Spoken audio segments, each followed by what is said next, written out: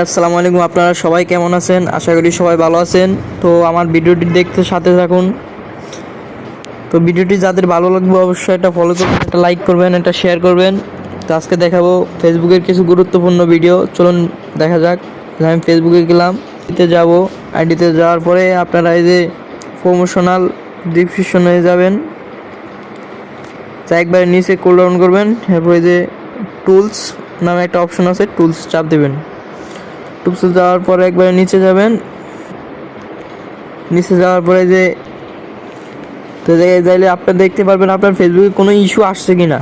তা আমার এই ফেসবুক পেজটাতে কোনো ইস্যু আসে নাই। এই যে ফুল স্টার চিহ্ন দেখাইতেছে। তারপর হইলো ফেজ স্ট্যাটাস, এই যে এই জায়গায় লেখা আছে ফেজ হাজ নো ইস্যু, মানে আমার ফেজে কোনো ইস্যু নাই। আপনাদের ফেজে ইস্যু আসে কিনা অবশ্যই চেক করে নেবেন। ভালো থাকবেন।